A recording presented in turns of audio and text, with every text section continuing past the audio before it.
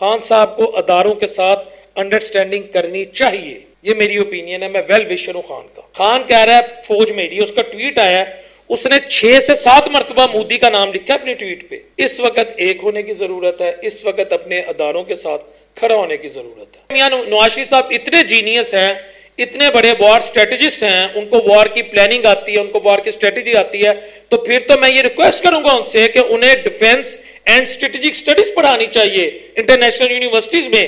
مجھے تو یہ شک ہے کل کو علی امین گنڈا پور، میں معذرت کے ساتھ یہ کہہ رہا ہوں، یہ نہ کہہ دیں کہ یہ خان صاحب کے بیٹے بھی ہیں کہ نہیں ہیں. آپ اس کو عوام میں لے کر جا کے یہ بتائیں کہ یہ خاتون کون ہے. اگر 100 میں سے 5 بندے بھی اس کی آئیڈینٹی اور اس کی پولیٹیکل شناخت بتا دیں تو میں صافہ چھوڑ دوں گا. یہ میرا کھلا چیلنج ہے. بسم اللہ الرحمن الرحیم. السلام علیکم ناظرین، میں عثمان اسلم ہوں.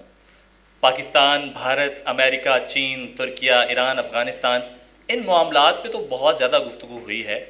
اب ہم بڑھتے ہیں پاکستان کے اندرونی معاملات کی طرف. پورے پاکستان نے دیکھا کہ کل بانی جو پی ٹی آئی ہیں عمران خان، ان کے صاحبزادوں نے قاسم اور سلیمان نے انٹرویو دیا اور ان کی والدہ نے بھی ان کی حمایت میں بیان جاری کیا.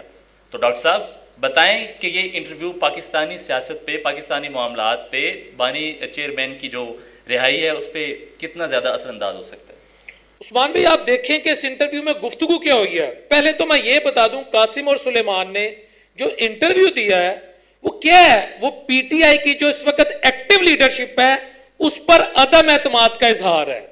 انہوں نے ڈائریکٹلی ان کا نام تو نہیں لیا لیکن اوپنلی یہ کہا کہ ہمارا باپ اکیلا کھڑا ہے، اس پر جتنے بھی مصائب ہیں وہ اکیلا فیس کر رہا ہے. وہ اگر پاکستان کے لیے کھڑا ہے تو اکیلا کھڑا ہے، عوام کے لیے کھڑا ہے تو اکیلا کھڑا ہے.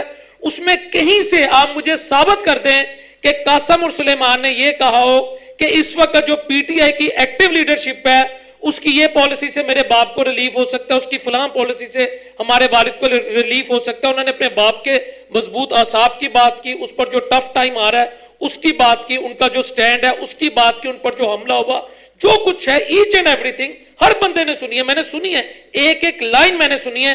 لیکن اس انٹرویو کو اگر آپ دیکھیں تو یہ انٹرویو میں نہیں سمجھتا نون لیگ، اسٹیبلشمنٹ یا کسی کے انہوں نے اس پر عدم، وہ تو ان کے ساتھ معاملات تو چل رہے ہیں، مسئلہ تو یہ ہے وہ تو ان کے پولیٹیکل رائیول ہیں.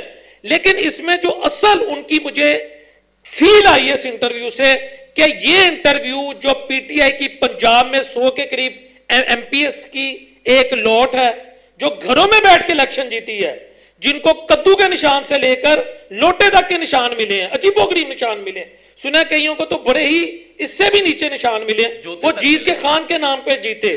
ٹھیک ہے، اسی طرح کے پی مین کی گورنمنٹ بن گئی، قومی اسمبلی مین کی گورنمنٹ ہے، ان کے بیٹوں نے ان پر عدم اعتماد کا اظہار کیا ہے کہ ہمارے والد کے جو پولیٹیکل رائیول ہیں، میرے والد کی جو پولیٹیکل پارٹی ہے وہ اس وقت مکمل طور پہ انکمپیٹنٹ ہے، ان کے پاس کوئی پلان ہی نہیں ہے، ان کے پاس کوئی اسٹریٹجی نہیں ہے کہ میرے والد کو کس طرح باہر لایا جائے. ڈاکٹر صاحب علی امین گنڈا پور کو تو آپ جانتے ہی ہوں گے. بالکل جانتا ہوں. بڑی دبنگ انٹری، بڑی بڑی مونچھیں، بڑے بڑے بال. ان سے جب سوال کیا گیا اس انٹرویو کے بارے میں تو انہوں نے بتایا کہ میں نے کلپ دیکھا ہے لیکن میں اس پہ کچھ گفتگو نہیں کر سکتا، مجھے پتہ ہی نہیں ہے کہ وہ جعلی ہے یا وہ صحیح ہے. ان حالات میں اس طرح کا بیان میرے پی ٹی آئی کے دوستوں کو اچھا لگے برا لگے، میں آج آپ کو حقیقت بتا رہا ہوں. علی امین گڈھا پور جو ہے نا، وہ ایک پشتو فلموں میں جو سرکل میں ہمارے دوست وہ نہیں ایسے ایسے ڈانس نہیں کرتے پٹھان بھائی، ان کا ایک روایتی ڈانس ہے اور بالوں کو پیچھے سے ایسے ایسے کرتے ویڈیوپولوجی، وہ بیسیکلی ایک اس لیول کا بندہ ہے. اور یہاں پر میں کہوں گا کہ پتہ نہیں خان صاحب نے اسے وزیر اعلیٰ کیوں بنایا. یہ جس طرح عثمان بزدار تھا نا جو خان صاحب کے لیے وجہ بلکہ پنجاب کے لیے وہ وجہ بدنامی بنا، اسی طرح علی امین گنڈا پور جو ہے نا وہ میرا نہیں خیال اس قابل تھا کہ اسے وزیر اعلیٰ بنایا جائے. مجھے تو یہ شک ہے کل کو علی امین گنڈا پور، میں معذرت کے ساتھ یہ کہنا ہوں، یہ نہ کہہ دیں کہ یہ خان صاحب کے بیٹے بھی ہیں کہ نہیں ہیں. بھائی علی امین گنڈا پور صاحب کو کوئی پتہ ہے کہ پی ٹی آئی کی تمام آفیشیل ویب سائٹ پہ وہ انٹرویو جب نشر ہوا ہے اس کی ریکارڈنگ نشر ہوئی ہے. آپ کا پی ٹی آئی کا ٹویٹر اکاؤنٹ دیکھیں، each and every thing has been mentioned here. آپ کو لگتا ہے وہ انٹرویو جعلی ہے؟ آپ کو لگتا ہے وہ انٹرویو فیک ہے؟ آپ فیوچر میں یہ کہیں گے کہ یہ خان بھی ہے کہ نہیں ہے، یہ بھی کہہ سکتا ہے یہ بھی کہہ سکتا ہے کہ یہ جو پی ٹی آئی کی خان کے نام پہ حکومت ملی ہے کے پی میں، یہ خان کے نام پہ نہیں ملی، یہ باچا خان کے نام پہ ملی ہے. اس سے آپ کچھ بھی ایکسپیکٹ کر سکتے ہیں. میں آپ کو بتا رہا ہوں یہ بھی کہہ سکتا ہے کہ ایمل ولی خان جو ہے نا اس کا وہ ہمارا سب سے بڑا سپورٹر ہے یہاں پر. یہ بھی کہہ سکتا ہے کہ وہ جو سوات سے نون لیگ کے کیا نام ہے ان کا بڑے مشہور ہیں امیر مقام صاحب، بالکل یہ امیر مقام جو ہے وہ ہمارا وزیر اعلیٰ ہے. اس سے کچھ بھی بعید ہے. جو بندہ یار مجھے یہ بتاؤ، میں 12 کلومیٹر، میں 14 کلومیٹر، ان کے اندر بھی مجھے لگتا ہے خاص ہمارے جو وفاق کو لیڈ کریں، وہاں سے نکلا، ادھر سے میں کشتی میں بیٹھا، کشتی سے مارگلائٹ کی پہاڑیوں میں چشمے میں گیا، چشمے نے مجھے پہاڑی چڑھایا، وہاں سے میرے ہاتھ میں ایک سیب آیا، ایک اور بھی سیب والی سرکار ہے، میں ادھر سے نیچے گھسا، میں یار یہ کیا، یار دیکھو بات پتہ کیا ہے. نہیں انہوں نے ایک سوال کا جواب، اگر اگلا شخص اس لیول پہ آ جائے نا، اس کا یہ مطلب نہیں ہے کہ وہ بیوقوف ہے، وہ آپ کو بیوقوف سمجھتا ہے. علی امین صاحب نے ارشاد بھٹی کو وہ مورچہ دکھایا ہے کہ جو بھائی میں تو کہہ رہا ہوں پانی جہاں جو وہ چھپے رہے ہیں، جہاں مارگلا کا پانی نہیں، پانی وہ پانی سے ایسے کر کے ہے نا، مارگلا کے پانی انہوں نے پہاڑوں سے پیچھے اڑا کے، اور اوپر سے پھر وہ جو ایک فلم تھی وہ جو بندہ ایسے ایسے کرتا ہے ہوا میں اڑتا ہے، وہ بڑا وہ کراماتی ہیں یہ علی امین گنڈا پور شخصیت. یہ وہی شخصیت ہے کہ تو بخارے سے اڑی، میں چبارے سے اڑا، میں نے تجھے کیچ کر لیا. یقین کریں وہ شخصیت ہے. آپ نے تو ان کی قربانیوں پہ سوال اٹھا دیا. اتنی قربانی یار کیا قربانی اس بندے کی، برا نہ مانیے گا. آپ کہتے جیل تو بھائی کوئی بھی کاٹ لیتا ہے، جیل ایک جیب کترا بھی جیل کاٹ لیتا ہے. میں کسی کو یہ نہیں کہہ رہا اگر آپ نے جیل کاٹ لی ہے تو آپ وزیر اعلیٰ بنے ہوئے، لیکن اوور آل علی امین گنڈا پور کیا ہیں، ان کی اصلیت کیا ہے، علیمہ خان سے، نورین خان صاحبہ سے اور ان کی بہنوں سے پوچھ رہا، آپ کو پتہ لگ جائے. جہاں علی امین گنڈا پور ایسے بیانات دے رہے ہیں، وہاں کمل شوذب کی بھی ایک ویڈیو سامنے آئی ہے جس میں وہ علیمہ خان پہ برہم ہیں. پیچھے کون ہے ڈاکٹر صاحب؟ خان کی بہن ہے وہ. بات یہ ہے کہ آپ میرے ساتھ ایک تصویر دیکھ رہے ہیں، یہ کمل شوذب صاحبہ کی ہے. آپ اس تصویر کو عوام میں لے جائیں، لاہور سے کراچی، کراچی سے پشاور، پشاور سے کوئٹہ، کوئٹہ سے گلگت بلتستان، گلگت بلتستان سے کشمیر تک. آپ اس کو عوام میں لے کر جا کے یہ بتائیں کہ یہ خاتون کون ہے. کیا یہ قومی اسمبلی کی ممبر ہے، سینٹ کی ممبر ہے، اس کا نون لیگ سے تعلق ہے، اس کا پی پی پی سے تعلق ہے، اس کا پی ٹی اے سے تعلق ہے. اگر 100 میں سے 5 بندے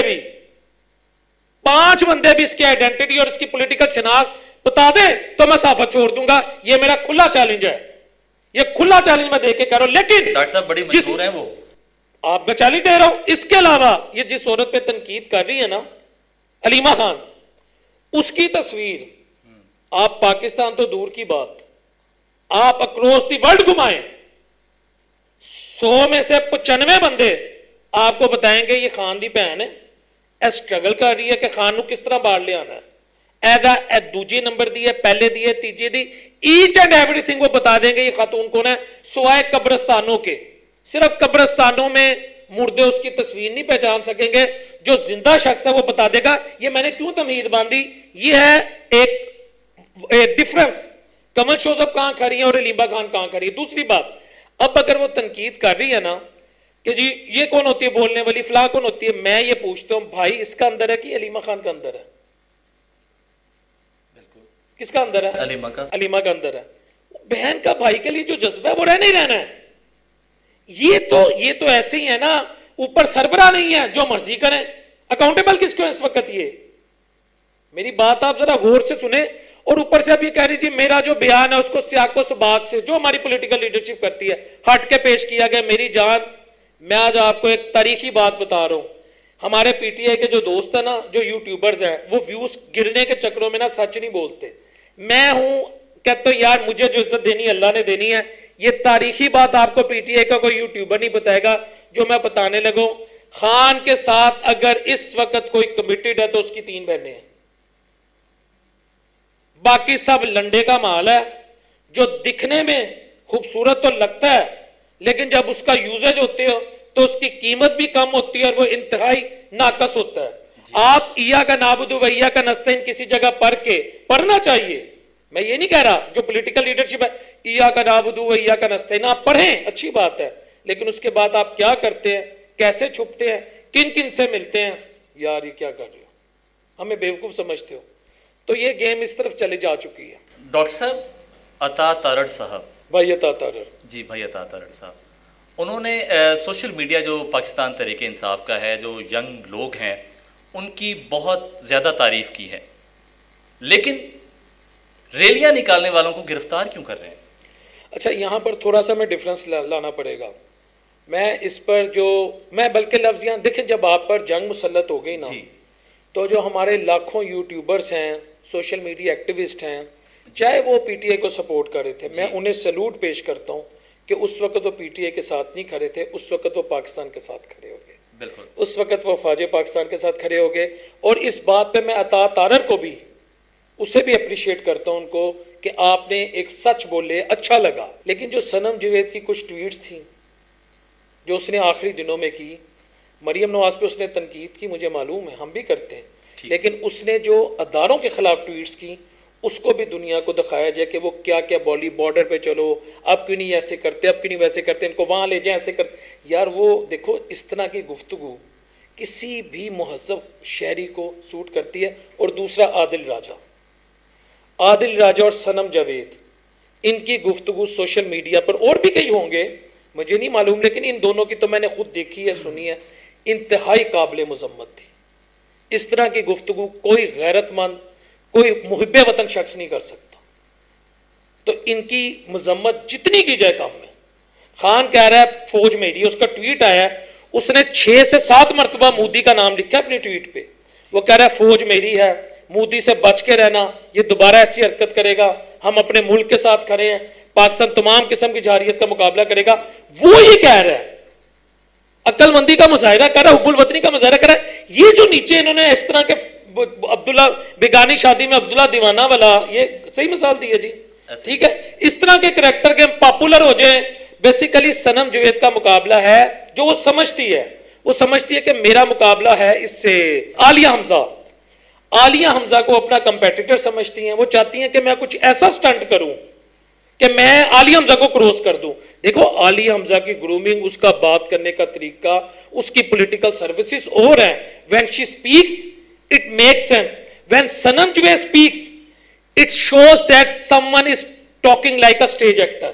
مجھے پتا بہت سارے لوگ میرے خلاف ہو جائیں گے، لیکن میں اس ملک میں رہنا ہے، میں نے اپنی بیٹیوں کو، اپنی بہنوں کو اس ملک میں تربیت دینی ہے. میں اگر عالیہ حمزہ کو زندگی میں نہیں میں ملا، لیکن لیڈر جب بولے نا، کوئی خاتون بولے، پتہ لگے کہ یار مشرقی معاشرے کی خاتون ہے. اس طرح کی گفتگو سے آپ کیا ثابت کرنا چاہتے ہو؟ ریلیوں والوں کو گرفتار کیوں کیا جا رہا ہے؟